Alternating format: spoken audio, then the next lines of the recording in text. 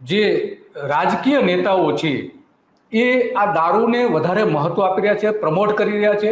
એના કારણે ત્યાં આસપાસના દીવ અને એની આસપાસના વિસ્તારોમાં આ જે દારૂની અસર થઈ રહી છે એ શું છે, થોડું સમજાવશો કે દારૂની કયા પ્રકારની અસર થઈ રહી છે, ખાસ કરીને વિધવા અને સામાજિક રીતે કઈ રીતે અસર થઈ રહી છે?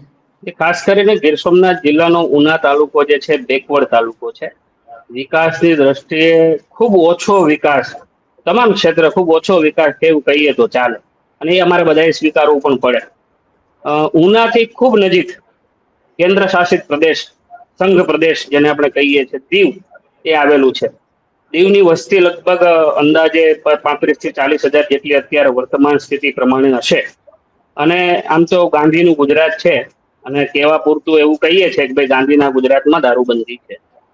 પણ સરકાર પણ જાણે છે, વિપક્ષ પણ જાણે છે, તમામ લોકો જાણે છે કે ભાઈ ગાંધીના ગુજરાતમાં દારૂની રેલમ છેલમ છે.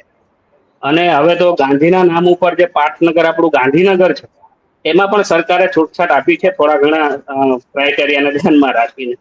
તો હવે કેવા પૂરતું દારૂબંધી છે એવું આપણે કહીએ.